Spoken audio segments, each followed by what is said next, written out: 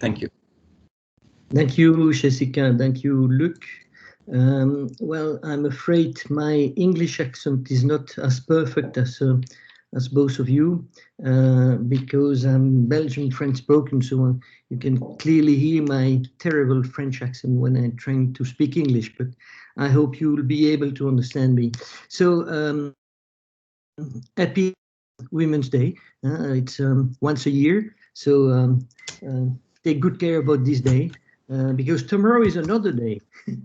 Okay, so thank you for organizing this webinar, and thank you for all of you to attend to this presentation. We have a little more than 1 hour to speak about this very important subject, and of course, it's a little frustrating because there is so much to say about it that maybe we will need one full day, but we don't have such a long time. So I'm afraid that the information I'm going to share with you will be highly compressed, which means I will try to go from high complexity and many variables to something probably easier to understand. But of course, we're going to eliminate a part of the information, and we're going to have to simplify some things. For example, I'm totally against the fact of stereotyping, and I could talk to you for about 2 hours about the danger of stereotyping. So I don't want to give you the impression during the course of this webinar that I'm actually stereotyping. But of course, when we want to compare one culture to another, we need to find some tools to compare them. And so it's more in order to see where are the real differences between the cultures that we're going to use some of those studies that were done, but they were done on a scientific base. So if there is some sign that those figures that you will see tend to be reliable. If you want to take notes, of course, you're totally free to do that. But if you want to be relaxed and just listen, you can do this as well, because later today you will receive a PDF of the presentation. No, due to the fact that we don't have a lot of time, maybe it's preferable if you keep your questions for the end, where we're going to have a Q&A session, and because probably you will find already answer to your questions in the course of the presentation. What are we going to be talking about today? First, about what is gender equality. Is there any link with the biology? Is there any link with the culture? Or is our global world influencing all those problematics? And do we have reasons for hope? So the first is what means gender equality? And there I would ask you to use the VVox to tell what is in your eyes the most shocking gender inequality.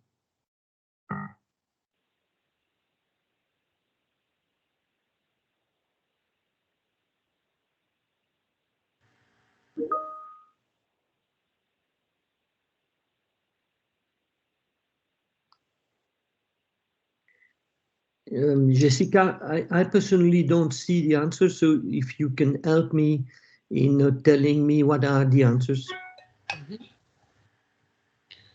Okay, we have answers coming in. We wait maybe 1 moment.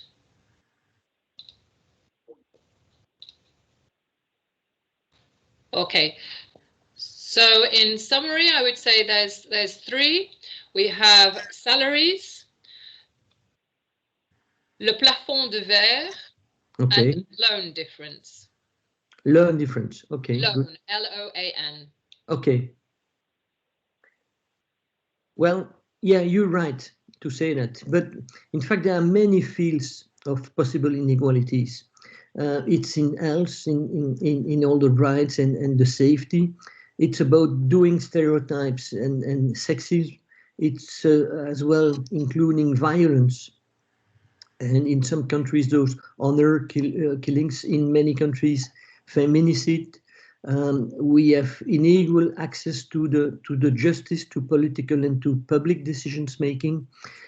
We have different inequalities in terms of family planning and abortion, about wedding, divorce,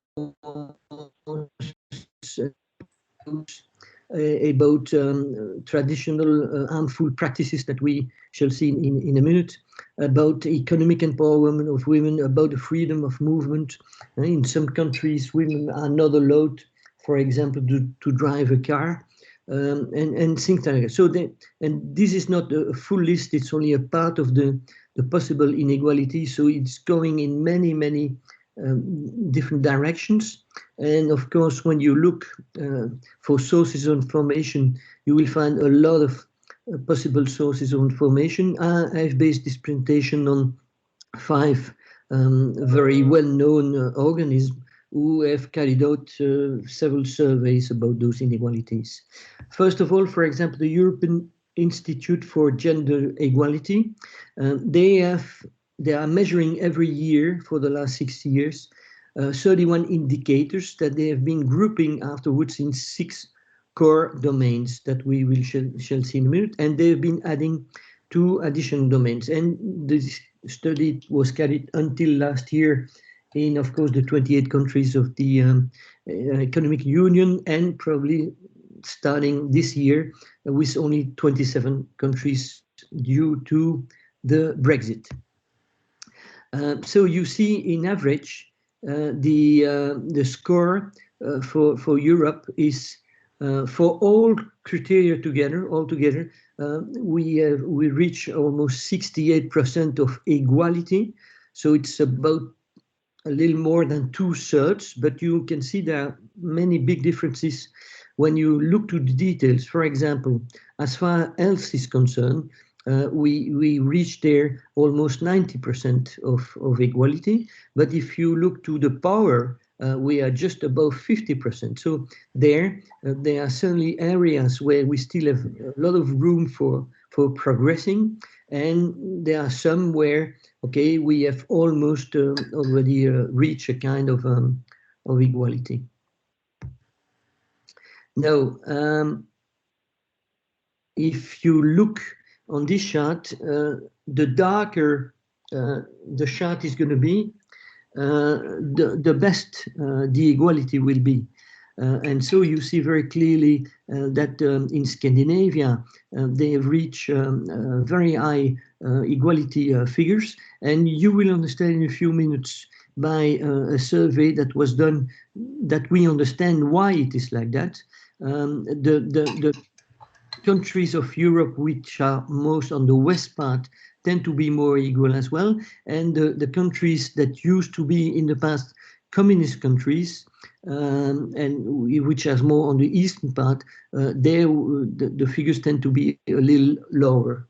And there you have figure country per country, and you see that where you reach the highest equality is Sweden, altogether 84%, and where the figure is the lowest, all the 6 criteria together, is Greece with only 52.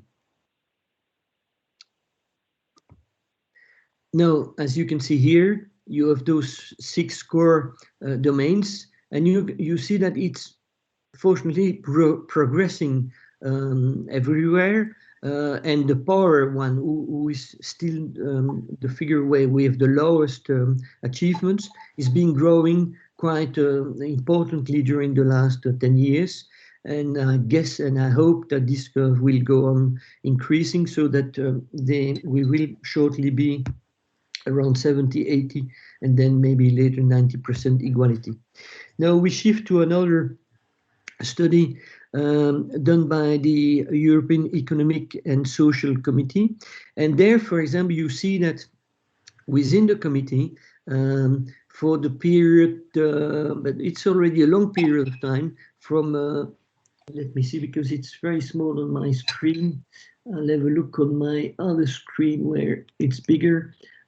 You see that from 82 to 2020, you have 83% of the group present were men, and the same for president. So it's really there a problem of sharing the power much better between men and women.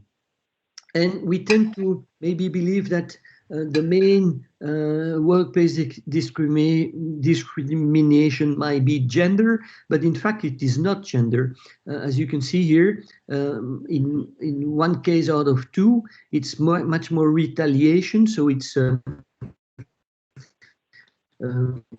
disagree within the same company, or have jealousy or whatever. Then you have disability, then you have the race, and gender is only the fourth element, playing a role in about 30% of the cases. Now we shift to another very important study done by the World Economic Forum, where there we're going to be able not only to compare European countries between them, but compare Europe to other parts of the world.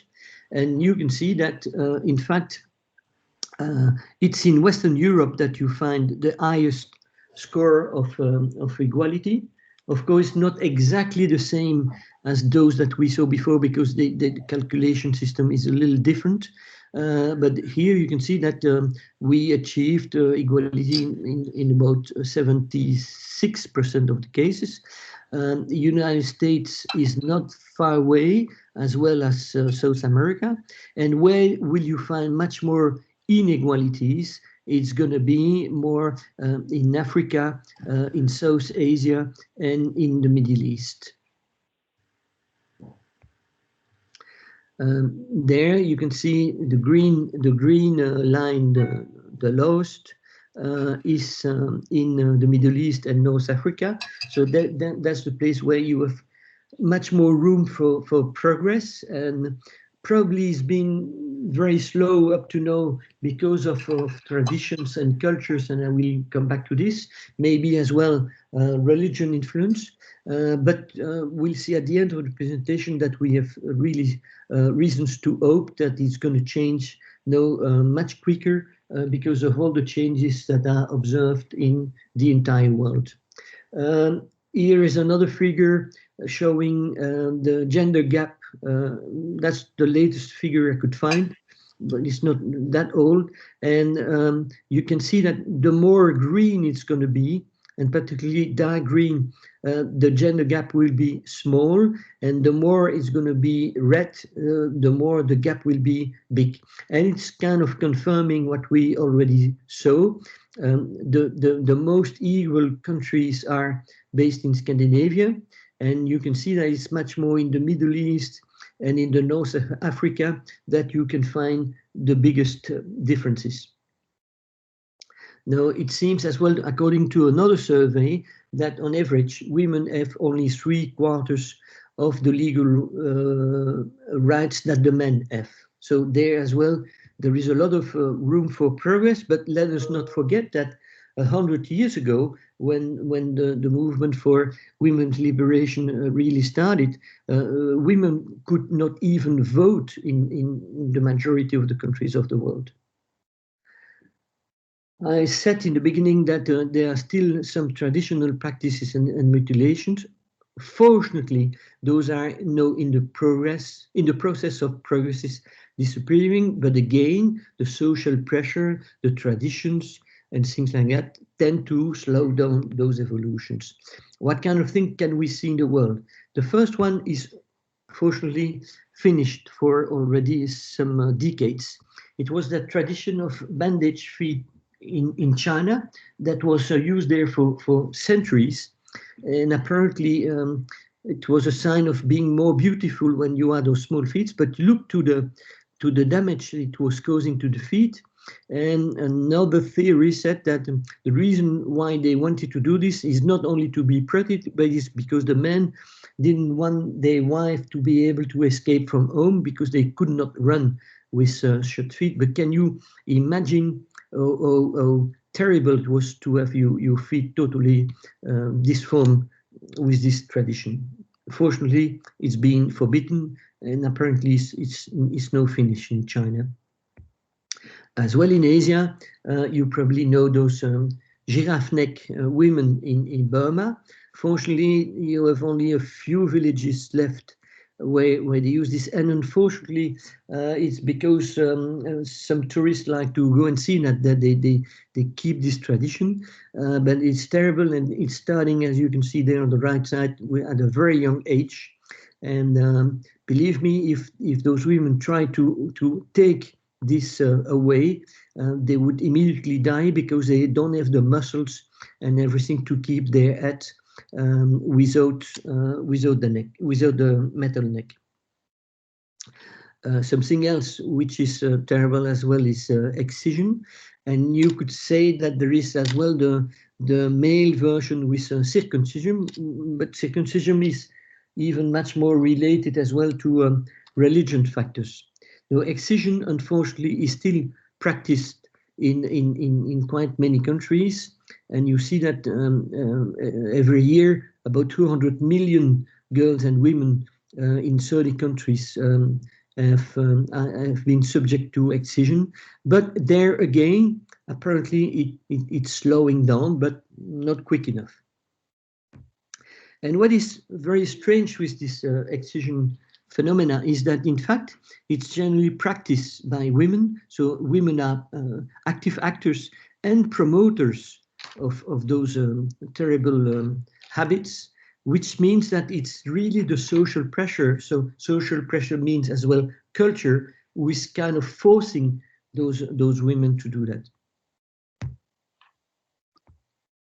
So can biology explain gender inequalities? Well, I'm going to show you a anatomic difference between men and women, but if you're afraid to shock, don't look to the next slide. And the next slide is this one. Apparently, according to research, the size of our fingers is not the same. Women tend to have a index that is bigger than the ring finger, and for men it's just the opposite. Well, I've looked to my own fingers, and I'm afraid I have female fingers. But that's probably linked to the yin-yang philosophy in China, where it says that there is always a part of you that is from the opposite. So a small part of me is probably feminine, and probably it lies in my fingers. Now, we have as well chromosome differences, of course, and that makes the real difference, the real reason to be different between male and females.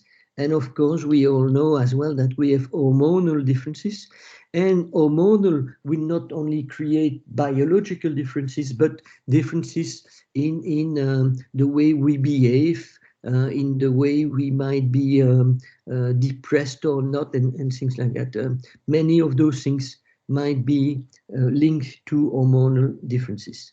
Now, as far as the brain is concerned, the brain is the most complex organ of a human body, and despite the fact that they've been investigating a lot in trying to understand how the brain works, there is still no final conclusion whether there are differences between males and females, or in the way the brain is built, or in the way we use maybe the brain in a different way, and things like that.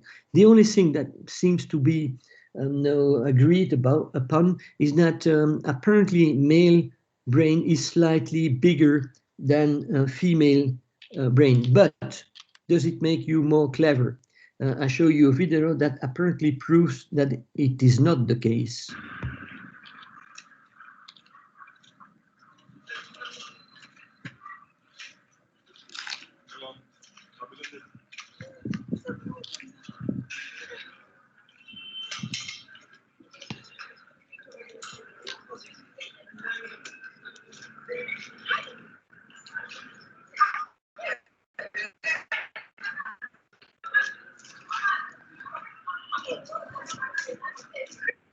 So you see that the man has maybe a big brain and big muscles, but it's of no use.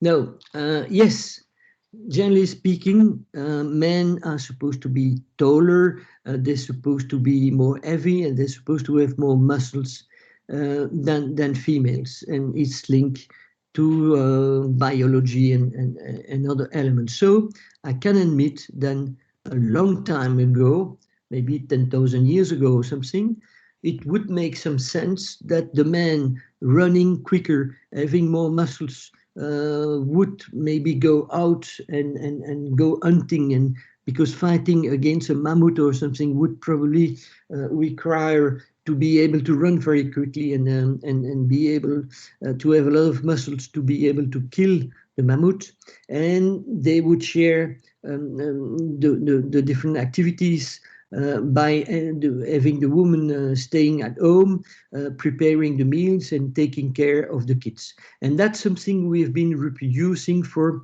thousands of years. So the task sharing was basically based on anatomical differences. And you still have this today in several areas of the world, but you need to go very far away in the jungle or on a totally isolated island like in the Andaman Island to find still today that kind of situation.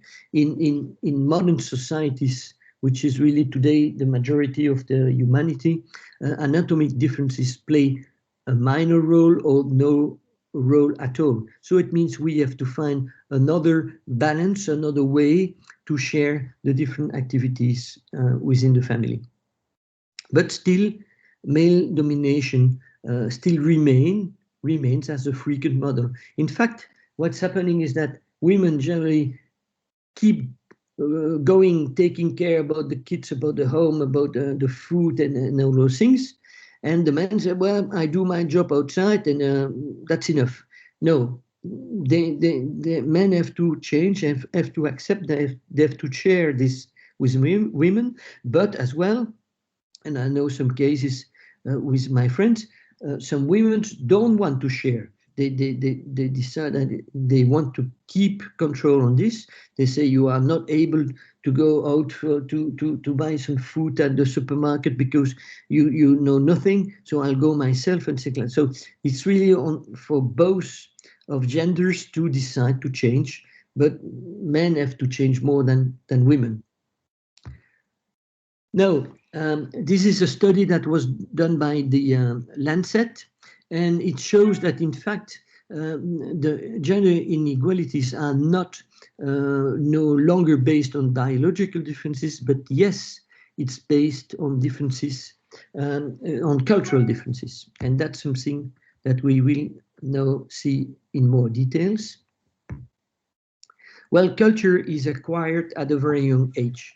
The first day you were born, you start learning the culture, and it will influence your entire life. And how do you do that? You copying what your parents do, and when you do something positive, you'll be rewarded, and when you do something that you should not do, you're going to be punished. But your mother is not there with a PowerPoint to tell you, I'm going to show you how to wash your teeth. No, she's showing, and you're going to copy what she's doing. And we have to admit that still in many countries, we do have a gendered education, which means that we will keep this for the rest of our life as well. It's changing, we will see, but still there is in many countries tendencies to dress boys and girls in different colors, to do very different activities with them, and we expect them to have a certain kind of behavior, different one from the other. For example, the toys. Still today, you rarely see that a small kitchen like this will be offered to a boy, and different tools offered to a girl. Normally, we stay in a more standardized way of offering gift. The same for those puppets. There are some dedicated for men and more, other much more for girls. But things are changing, as I said. And for example, Mr. Potato and Mrs. Potato are now going to be much more neutral. It started not long ago, about 1 month ago. And let us have a short video about this.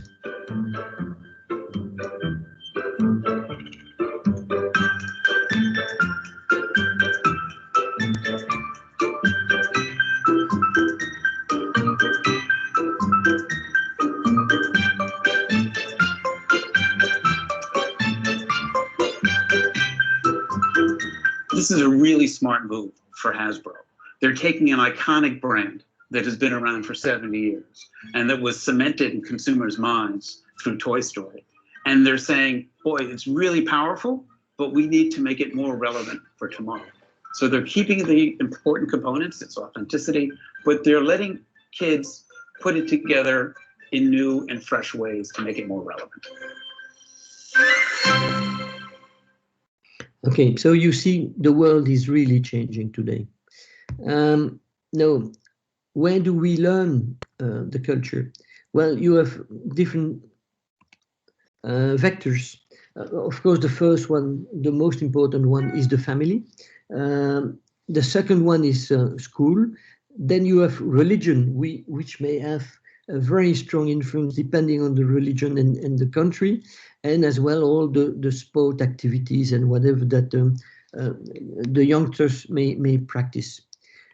Now, all the cultures tend to be consistent, so it means it's gonna try to strengthening the cultural identity. If you are in a system when you are learning some things at school, generally in the family, at school, there will be a kind of similar atmosphere, and when you are in the adult world as well. Let us compare two systems. When you have an authority dominating model, the father will be the chief of the family. There you have, you can see Joseph Kennedy. He was a real dictator, and he wanted absolutely one of his sons to be president of the United States. The oldest died during the Second World War, and that's the reason why the second son, John Kennedy, was kind of forced to become president. But it was really a very hierarchical kind of family where the males were dominant and females were of much more importance. Well, in this system at school, the teacher will be a dominant teacher. He is the one who knows. You have to respect him. You have to be very polite with him. He may punish you and things like that. And when then you are entering the adult world, well, the boss will be as well dictating his will. He will be controlling everything, and everyone is supposed to do what he's telling you to do. And if you apply this to the politics, you get to a guy called, for example, Donald Trump. Now, if you shift to another system where you have a much more equal system, well, there's not the father who is the boss of the family, it's the whole family. And both the mother and the father play a role, and they are complementary, and they share the different things. So you have much more equality and unity. At school, the teacher will not be a real teacher, kind of dictator teacher, but he will be more a coach, helping the kids to develop. And the boss of the company will be a kind of more motivating guide than really a dominating boss. And because of this, you finally it drives you finally to a very different management system. There you have, coming from scientific research, the management system in France, where really it's still today autocratic. And look, the reactions versus the pandemic, for example. Who is deciding everything? Ultimately is the president. While if you go to Sweden, you will find much more egalitarian type of management, where the boss is more a coach, animating his team and listening to everybody and taking all opinions into consideration. Now, before the age of 10, all your culture fundamentals will be deeply engraved in your brain, which means that they normally will influence you for the rest of your life. But since it's acquired at a very young age, it will be essentially unconscious. Okay, and so you will have behaviors, and you don't really know why you have those behaviors, because it's dictated by the unconscious part of your brain. So I generally compare the culture to the brain operating system. You know that the Macintosh don't work the same way as a Windows. Well, it's the same for the cultures. I would like you to tell me if you believe that Finally, culture totally dictates your behavior or just strongly influences your behavior, or weakly, or has no influence at all on your behavior.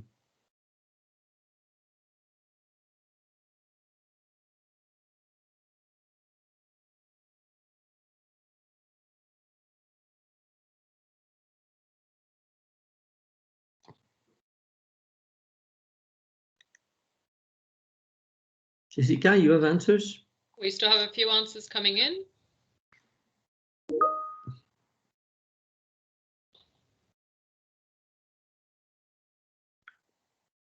Okay, so I'll stop the poll. We have 66% got the biggest number of votes. That's strongly influences my behavior, followed by 22% for weakly influences, 11% does not influence my behavior, and 0% for totally dictates my behavior. Okay, well, I tend to agree with the 66. I believe that it does really strongly influence my behavior, and we don't have time today to make some exercise about this, but I could do some easy exercises with you, and you would be really very quickly convinced that there is, yes, a strong influence of the culture. And in the culture, you have so many different ingredients there, so many things interacting and changing, evaluating with experience and age is something extremely complex. One of the elements that may influence you there or may not is the religion, because religion is coming with taboos, with possible dress codes, with clear gender roles and equality or inequality, with the fact that female can be prized or not, with the fact that polygamy is allowed or forbidden, with the fact that divorce or repudiation is accepted or not, abortion. So religions really play a major role in many different cultures. And you may say, yeah, for example, Buddhism or Hinduism are much more tolerant than other religions. Well, not really, because look, that's a picture I made in Bali. And when you want to enter a temple, in this case, it's a Hindu temple. Well, you're not allowed to enter if you have your menstruation. It's pure discrimination. But believe me, I went so many times to Asia, and I saw this in many Asian countries. So even there, with religions that have the reputation to be extremely tolerant, well, there is as well discrimination. Now, when I prepared this session, suddenly I wondered, well, is God a male, a female, or neutral? What do you think? If we could ask people to post in the chat on their answer.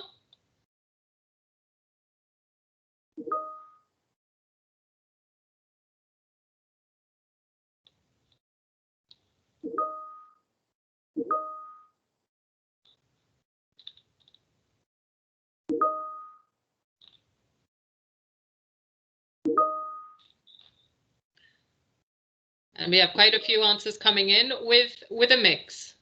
Okay. Many neutrals, quite a few males, with one saying they wish he was neutral, but is in fact a male. You see, it's not very clear. Huh? It's probably the first time you're supposed to answer this question. And myself, suddenly I was wondering, yeah, what is it?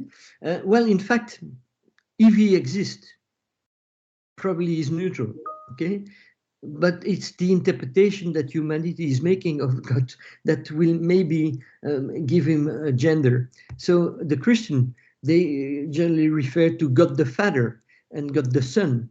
So probably there, yes, there is a clear gender. The Jewish and the Muslim tend to say much more, well, first of all, you cannot visualize God, it's forbidden to visualize him, and he must stay somewhere in the mystery, and they tend to generally agree that he is neutral. Some may say, no, maybe he's kind of male, but it's not very clear. Let's say that generally speaking, is neutral. And for polytheist religions such as Hindu religion, well, there you have several gods, so it's much easier to say that some are males and some other are females, and generally then you will come back to the stereotypes of what a male will be more aggressive, will be the god of war, for example, and the female will be god for fertility or things like that. No, on the long run, and that's something very important, education is the most effective way to influence behaviors. And keep this in mind, because I will come back to this at the end of the presentation. Now, some dictators, like there, my friend of North Korea, they have very well understood that. So young boys at the age of 2 or 3 years old, they're already dressed like a military. And the same person, 60 years later, he became a general. And you see all those medals there mean, oh, you did a good job, you did exactly what I told you to do, you had the appropriate behavior. And you have many nice boys there in North Korea, because look how many medals they have, and even if the jacket is full of medals, and it's only not only in the front but probably in the back of the jacket as well, and if there is no space left, they will put those medals on the trousers as well. So it really works. They behave the way the dictators want them to behave, and they do this for a very long period of time. Now, fortunately, we have the capacity to change, and with growing experience, we may have our culture or behaviors evolve. And I would like to talk to you about a gentleman who's been measuring differences in the world. He died, unfortunately, a little more than a year ago, but he's one of the most famous scientists who studied cultural differences, and he identified 6 keys to understand the culture. We will focus only on one, and it's the one where he calls, and it's sometimes confusing, the word that he used, but I kept the original version, the feminine versus the masculine. What does he mean by feminine? It's the figures that I will show you below 50. 0 would mean totally feminine, 100 would mean totally masculine. Well, the feminine cultures take care of the others, of what they do, and they're looking for quality of life. On the other side, masculine cultures tend to be driven by competition, achievement, success. There you want to be the winner, you want to be the best. And my next question is, what is the most feminine culture in the world, and what is the most masculine country in the world? Okay, so I've just opened the poll for the most feminine culture via VBox. Please go ahead and answer.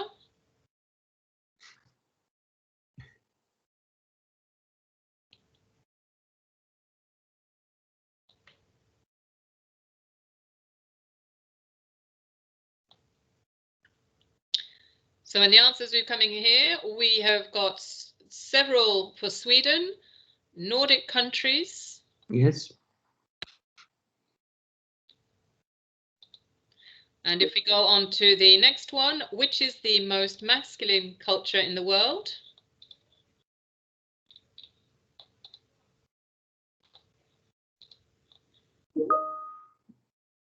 I see there's responses coming in on the chat.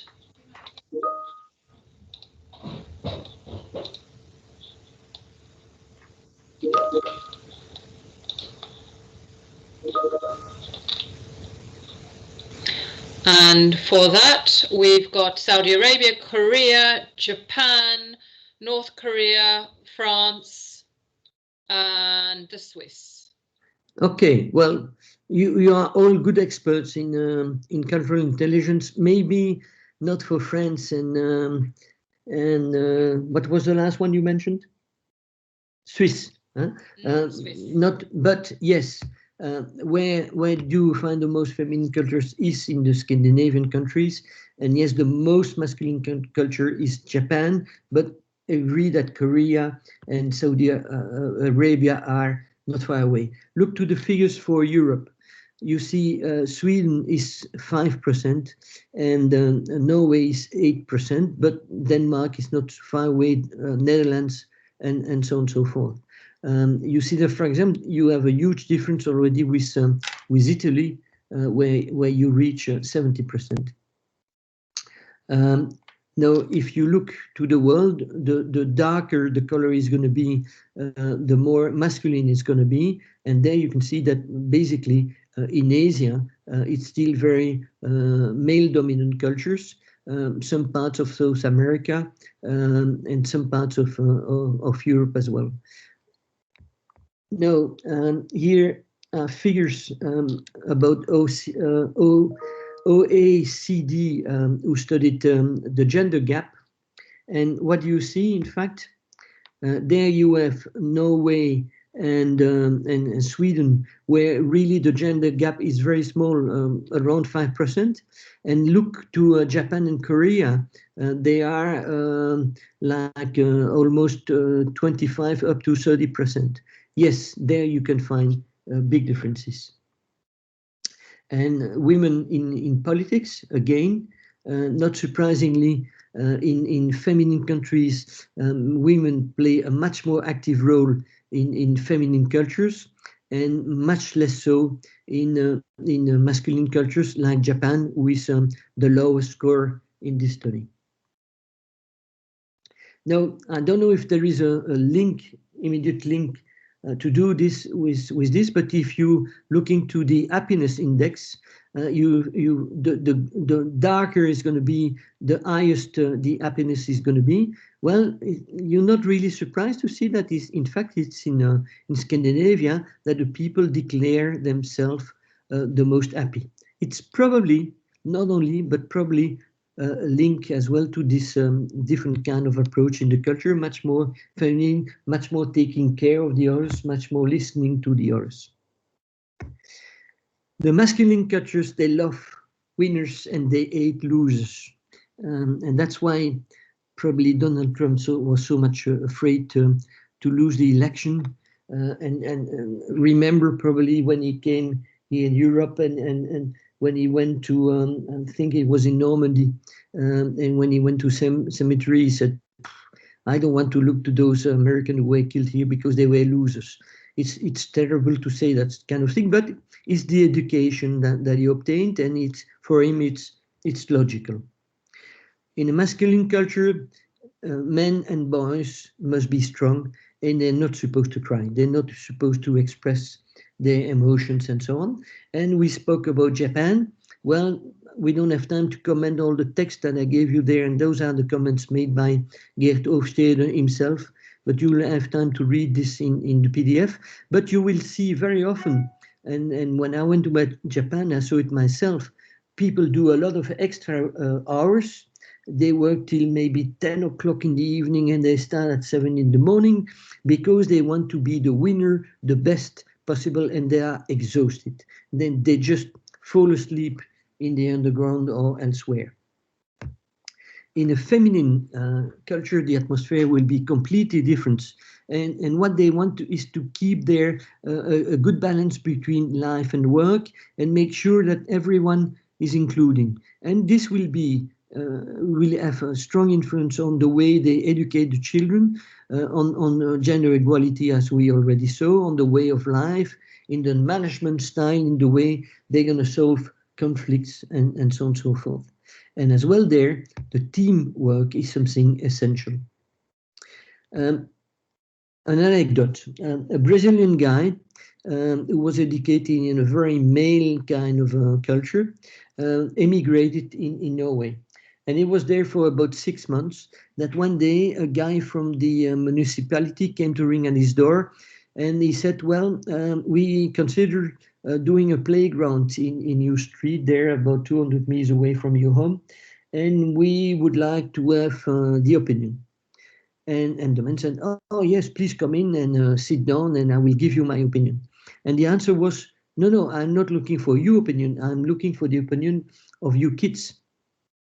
And he was so surprised, because in the male education system, the kids are less important. So when the parents are together, or when adults are speaking together, kids are not supposed to interfere. They're not supposed to express their opinion and things like that. In a female culture, they are invited to give their opinion, to express what they believe and so on. And that's the reason why in Norway it was normal to interview first of all the future users of the playground, so the kids, even much more than the parents. And that looked very strange for that Brazilian until you understand that it was linked to a cultural difference. Look here, it's already a little older, but it's the third person there in the line is the Prime Minister of Sweden, and he needs some cash, and he's waiting in the line at the cash machine. He's not going to be the first and say, hey, I'm the Prime Minister, I don't have time, please let me go the first. No, he's waiting in the line. Equality. You know that the Vikings came from Scandinavia, and already more than 1,000 years ago, the king of the Vikings was called the first among the equals. It means he was not above the others, like the king of France or the king of elsewhere. No, he was in the same line. He was equal to the others, just he was the first in the line. And the wires, there again, you will find the whole text made by Geert Hofstede, but the wires, the Vikings, were about 50-50 males and females. So it's a long time already that equality is practiced there. And look to the Norwegian government, you have 9 women and 10 men. Well, if there were 20, probably you would have 10 women and 10 men, but the Prime Minister is a lady. And they have a House of Representatives, but they have no Senate, because they would be afraid that the Senate would be above the House of Representatives. So they want to be strictly equal. So they have only a House of Representatives. So you see that the idea of males or female culture may have a lot of influence on what is happening. Now, another thing that tends to influence us, even if we don't want, and it's influencing very clearly the gender stereotypes, is advertising. And we are in a world where we are exposed to advertising all day long. Now, look to this stereotype. It's a very funny commercial. It's a couple of young people in Rotterdam, in Netherlands. They have just bought a new apartment, and the lady is going to show the apartment to her friends, and the man is going to show his part of the apartment to his friends. And look to the different reactions. Nou, dit is dus de huiskamer. En dan komen we hier bij de slaapkamer. Met...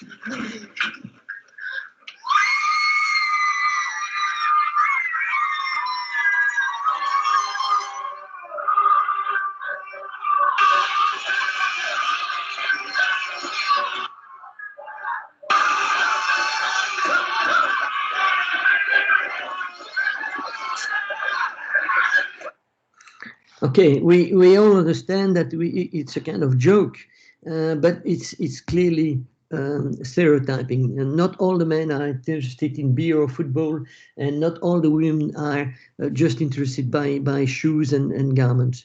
No, advertising is using a lot of stereotyping. In the 50s and the 70s, up to the 70s, was more like a lazy, dominating husband and a perfect wife, but let's call it much more a perfect housewife. Look, they were promoting those robots and all those things to make the good cooking for the husband. Now, in the 80s, 90s, women were more considered as a kind of sex symbol. For those who knows a little bit in France, there was a very famous advertising saying on September the 2nd, I will take off the top. And then the week after was on September the 8th or something, I will eliminate everything. And she did it, but she turned around. So you can see, but it was clearly using a sex symbol, and it's like this in many different countries. Now, how does the global world influence gender inequalities? First, yes, we are in a big village where we know immediately what's happening in the rest of the world. And because of this, the world is changing very quickly and very massively. And the level of exchange that we have reached has never been seen in the history of humanity. If you speak about services, ideas, products, whatever. There are many globalization transmitters like education. If you want to be an engineer or a lawyer or whatever, you're going to study more or less the same thing wherever you're going to study in the world. So it tends to standardize much more the way we are educated. But you have many new vectors of education, like TV, like the social networks, like internet. No young kids they learn at a very young age how to use smartphone, and so they are exposed much more than in the past to worldwide, to international information. And we are really in the digital world. This morning I was giving a webinar to a group of ladies, and one of the ladies had to move to something, and she followed the whole session on a smartphone while driving her car, and we could communicate just as if we were facing each other. So we are in an incredible world, and it's like this now all around the world. And because of this, you have rapid and massive ruptures in the cultures, in Africa, in Amazonia, in India, in Asia. In one or maximum 2 generations, you drop from millennia traditions to total modernity. And that's a real, very big change. So globalization and new communication technologies tend to boost gender equality, because what is happening is that we see things happening in one country, and then we say, why not in my country as well?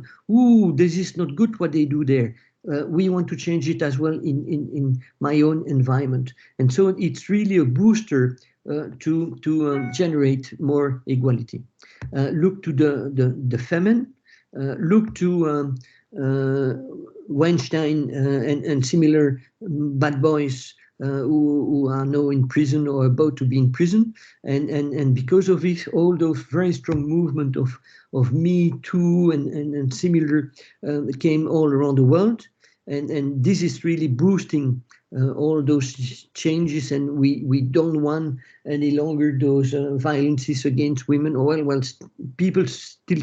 Some people do practice it, but we feel there is really a strong social pressure against this. Laws are going to be much more strict. Tribunals will be much less tolerant. Police is reacting differently. So the whole thing is changing, and it's in fact the culture that is evolving. And those social networks and television, whatever, tends to accelerate the movement. Look, for example, I said, well, in Saudi Arabia, and some of you said, well, that's probably one of the most masculine country where women don't have equality. Well, they were not allowed to drive, and those slowly on, because they said, well, after all, we don't see why we could not drive as well. Well, even if it's again maybe the religion or whatever, things are changing, and women will gain more liberty. In Iran as well, women were not allowed to go and attend to a football match. Well, no, they are allowed to do that. So the world is changing, and nobody will be able to stop it. Now, do we have reasons for hope? And remember what I said in the beginning, on the long run, education is the most effective way to have the behavior changing. And I would like you to look to this commercial. Oh, no, not yet. Well, first of all, you see that even during the pandemic of COVID, things like UNICEF and United Nations, they went on investing in promoting equality by delivering computers and tablets and whatever to girls in poor countries, so that they could keep being educated despite the pandemic. And now we come to the commercial I was suggesting you.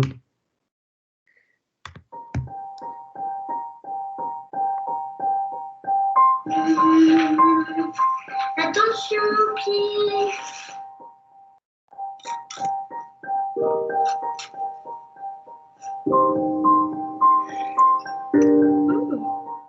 Attention, c'est très très chaud. Alors, qui a du linge à laver? Dring, dring. Allô? Je suis désolée, je peux vraiment pas te parler. Il faut que j'y aille. C'est une montagne de choses à faire. Tout ce qu'il voit, il copie. Ok. On s'appelle demain? Mais est-ce qu'ils apprennent que la lessive n'est qu'un travail de femme? Non, non, ça va. Ouais, je suis toujours là. Ou est-ce qu'ils voient leur papa le faire aussi? Partageons les tâches. Toujours conservé hors de portée des enfants. Okay, it's advertising, but it's really for me going in an extremely positive direction. Even a big brand like Dash is recognizing the fact that we need to have more gender equality. And if they start publishing those kind of commercial, for me, it's a real very good reason for hope for the future. I thank you very much in all the languages you may imagine for your attention. I hope you liked this very short presentation. There are so many more things that I would like to tell you about it, but we have a strict timing. And now, yes, you will get the copy in any case. I will send the copy of the presentation to Jessica, and they can transmit you, or you can send me an email, or you can get in contact with me on LinkedIn. And it's going to be a pleasure for me to help you or to give you more information. Here is my email address and my phone number. And now we come to the question time.